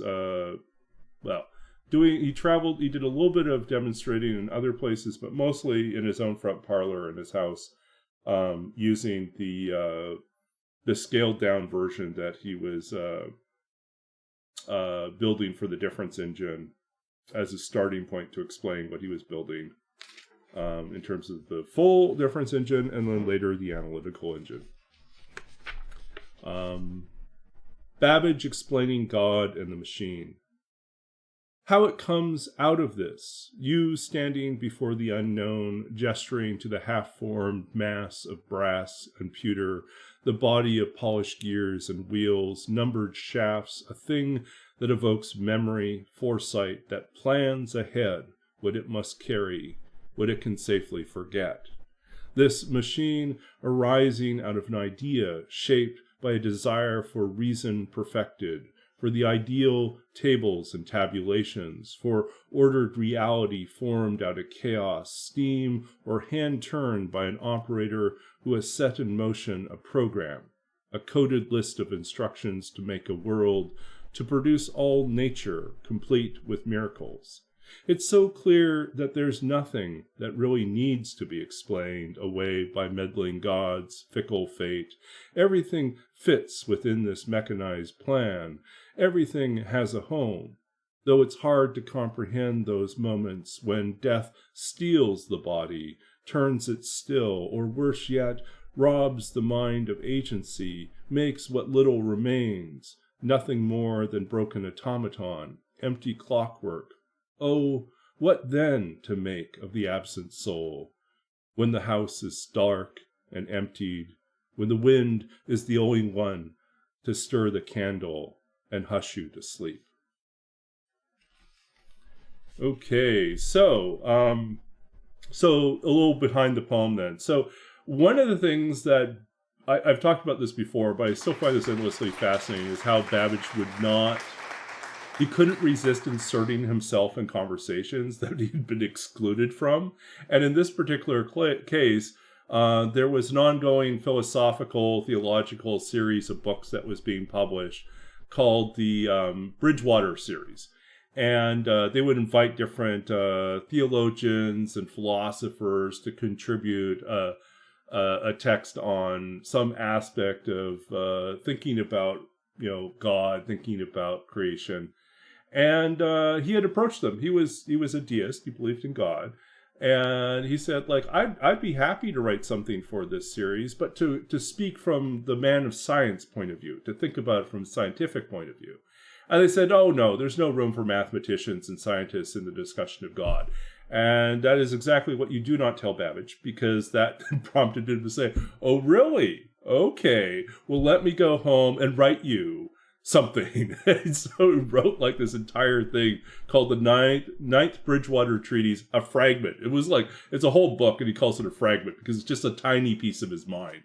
And each chapter is fascinating in terms of how he ends up using like different aspects of science to open up a larger philosophical discussion. And one of the things that he does is he looks at the problem of miracles. He says rather than think of the existence of miracles in the scriptural account as being examples where God has to break natural law or interfere or meddle with how things work. He says, no. God is a programmer. He has written I'm paraphrasing here, but he says he's written like everything we see on the world is the natural phenomenon of the world. It's all the output of a program that God has written for a grand machine. And anytime there is a miracle, it's merely a subroutine. It's pre-planned. And it takes a step away from the main program, executes the thing, then returns to the main program. It's not some example of interference or meddling. It's all planned in advance. And so effectively, what Babbage is arguing is a very early version of, I won't say intelligent design, is actually even weirder than that. He's actually arguing for simulation theory. He's saying like everything we see is the product of it's just, he's in the Matrix. He says everything we see is data, right? And is the output of the machine. And then later on, in another part of the treatise, he talks about the fact that everything we say and do is recorded in the vibrations of the particles of the air. And if we had a machine fine enough to detect those vibrations, we could actually set it up to play back everything we have ever said. He says that is the book of life. It is the record that is preserved in the atmosphere, which is like this wild, crazy idea. But I was like, it's so beautiful and poetic at the same time. As a writer, I feel like, Babbage's mind is so out there. It's so interesting about how he thinks about these things and where it takes him. He just follows it through. That a discussion about the book of life and the recordings of every word uttered, every action taken, is also where he launches into this huge footnote, where he talks about, it goes into a hellfire and brimstone sermon on, it's an invective. It's a condemnation of, he had read an account of illegal slavers in the 19th century. Still in the middle of the 19th century, there were people trafficking, illegal traffic of slaves, and they'd been caught. The British Navy had caught some of these ships, and they had thrown the slaves overboard, still chained together, so they would just drown in the sea rather than be caught with them on board. Babbage read that newspaper account and was so infuriated and appalled by this, that when he sat down and was working on this book, on his Ninth Bridgewater Treaties, that becomes a whole detour in one of his chapters where he just lays into, it's just I'd have to look it up for you, but the writing is really colorful, and it's not like an engineer at all. He's suddenly into hellfire and brimstone preacher man. So it's yeah, there were things he felt really strongly about. Sometime I'll have to dig up his cheese play. He wrote, as a joke, he said he wrote a play about cheese. I was like, what? It's who? A play about cheese? Babbage. Yeah, just totally wild. So I will have to find an excerpt of that sometime and share that, because I think that's that, and his story about eating. He and a friend were traveling in Europe, and there was a communication breakdown at breakfast when they were ordering eggs, and he thought that they had ordered, I think it was he thought he had ordered 8 eggs for breakfast, and they brought out 88 eggs because there was a misunderstanding. And he looked at his friend and said, well, I guess we're eating them. And so they ate 88 eggs at one sitting. I was like, that's not good for you. That's terrible.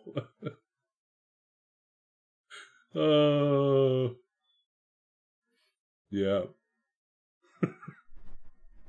So anyways, more behind the scenes with Babbage.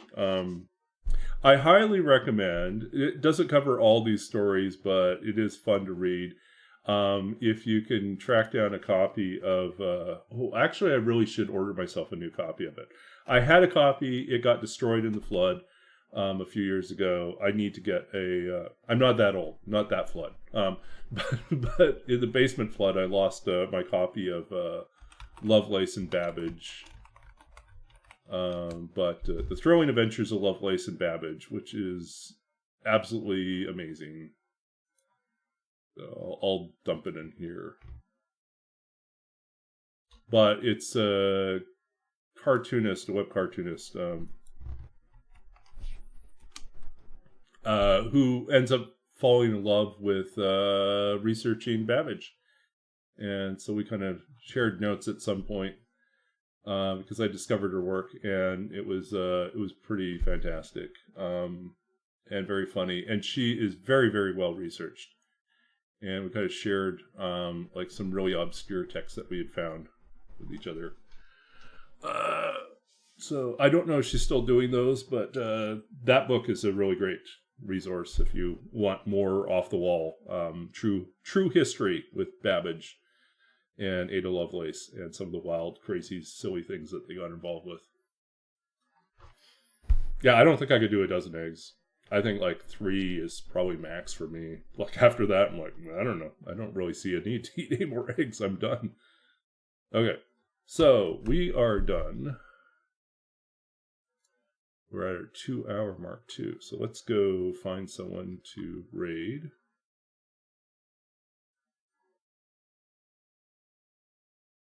Do Twitch. I don't know who's up right now. It's always the question, right? Slit Holmes. Nebs.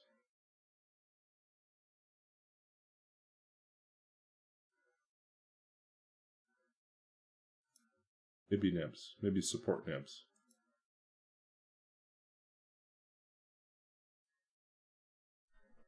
Nebs is doing Wolf Wrangler. Everyone's favorite.